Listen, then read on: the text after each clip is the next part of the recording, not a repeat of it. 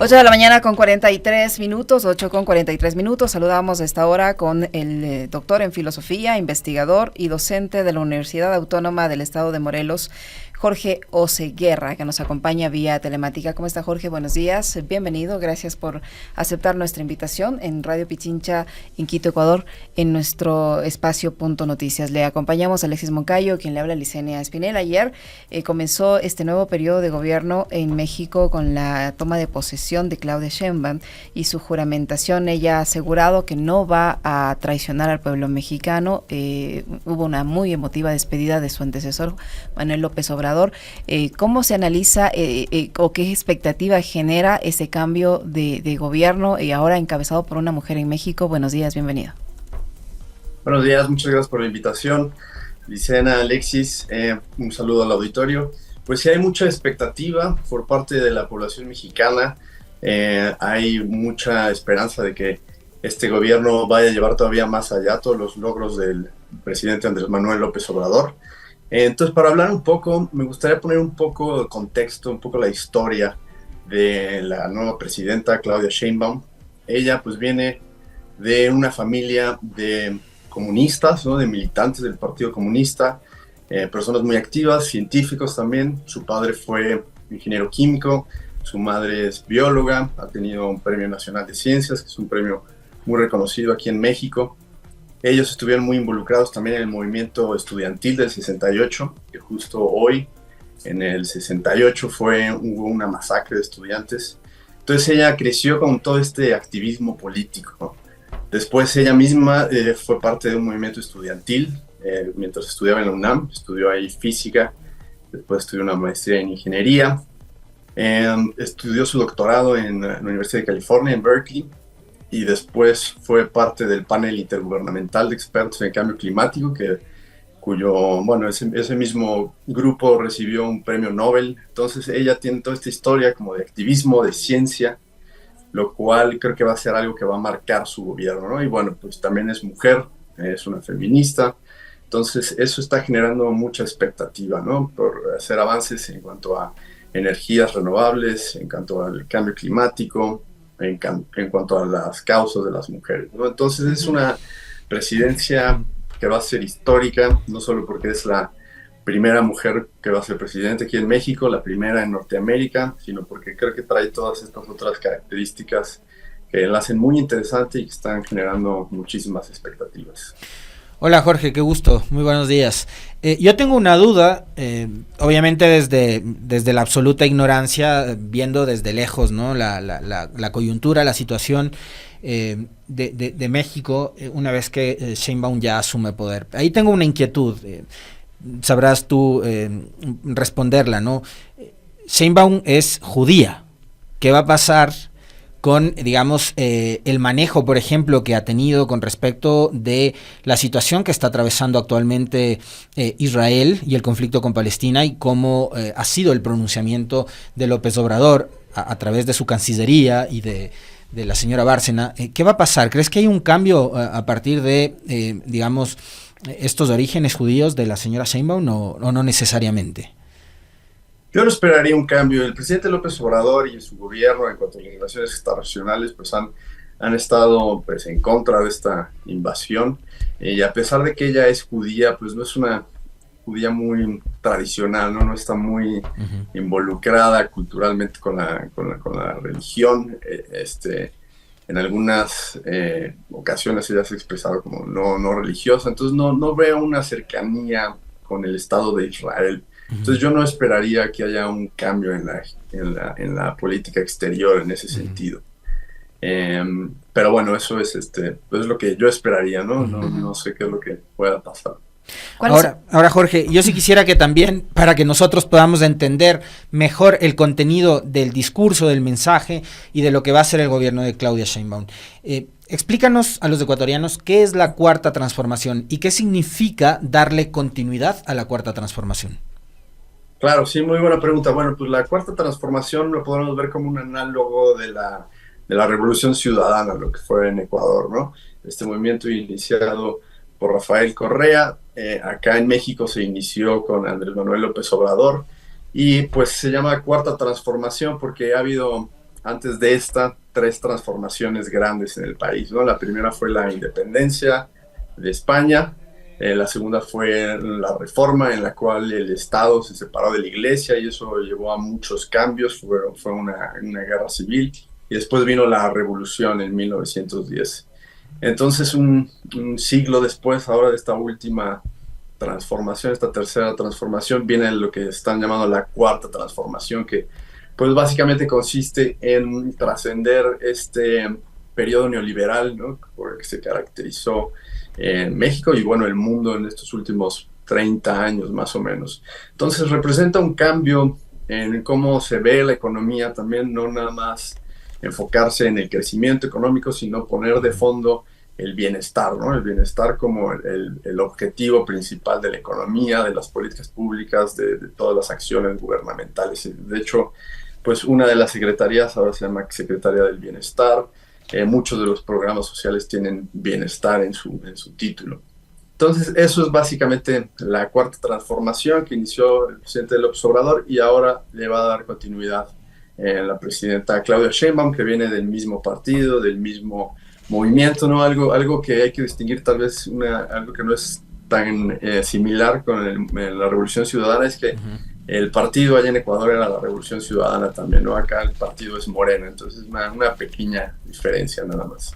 Jorge, ¿cuáles son las decisiones que se conocen en cuanto a la administración política? ¿Qué acciones políticas van a guiar la administración de Sheinbaum?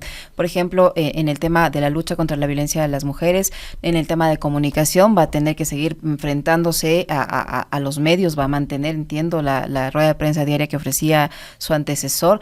¿Qué va a pasar, por ejemplo, con esta reforma judicial, que también va a ser uno de los problemas que va a tener que enfrentar? ¿Qué se conoce? ¿Cuál va a ser la línea en lo político, en lo social, en lo económico y en lo comunicacional de Sheinbaum?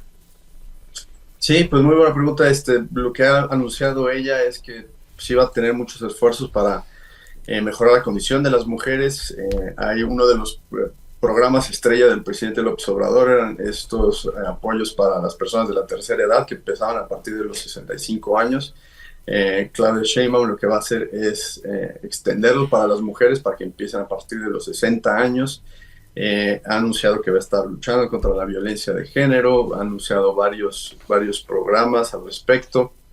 En cuanto a la comunicación, pues como tú mencionas, ella va a continuar con esto que se conoce como las mañaneras, que básicamente son estos ejercicios de comunicación gubernamental que empiezan en las mañanas. Parece que van a ser más cortas ahora. Justo ahorita está empezando la primera, empezó hace unos 20 minutos. Y justo ahorita la estaba escuchando y van a seguir una estructura muy similar, ¿no? Se va a comunicar lo que está haciendo el gobierno al pueblo para contrarrestar todos estos medios dominantes que llevan una narrativa diferente y muchas veces en contra del gobierno. Pero ahora van a estar divididos un poco en distintas secciones. Estaba escuchando que van a traer ahora, por ejemplo, historiadores para hablar un poco sobre la historia de México. Me parece que va a haber una sección de salud. Entonces es un poco el mismo ejercicio comunicativo, nada más con algunas diferencias y al parecer va a ser un poco más corto, pero me parece que es un ejercicio muy importante para contrarrestar todos esos ataques que vienen de los medios corporativos.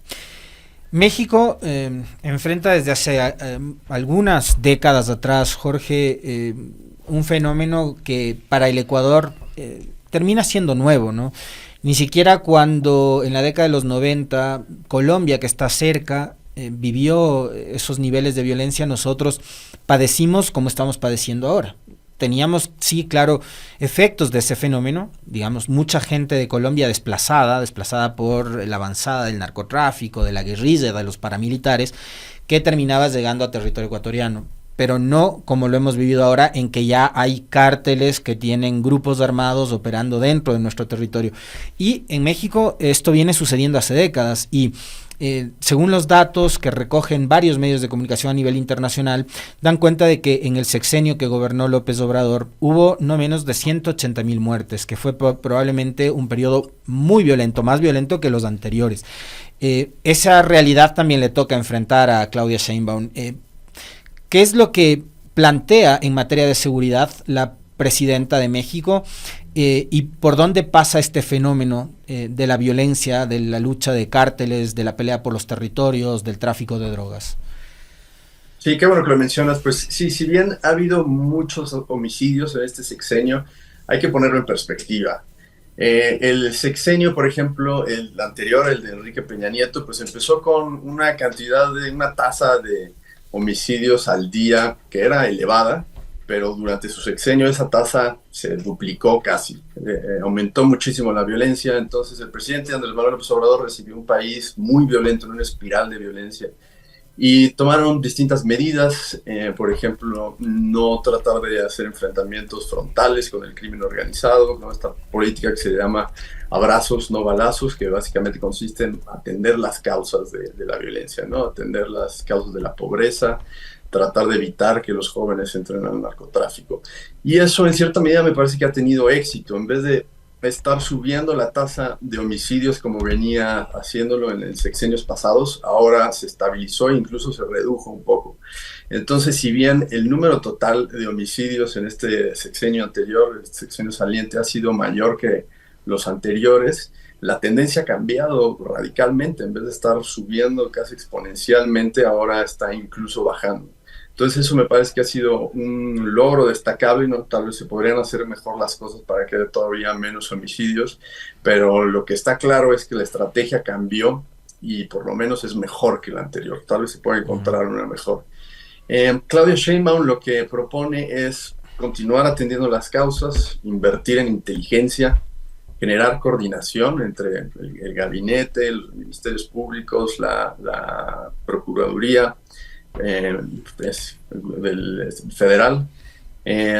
Propone esto de cero impunidad, que también esto es importante con respecto a la reforma judicial, ¿no? Es algo que no mencioné de la pregunta anterior. La reforma judicial pues plantea cambios muy importantes que también van a contribuir a que se reduzca la impunidad en el país, o por lo menos es lo que se espera, ¿no? Eso es parte de la intención de esta reforma judicial.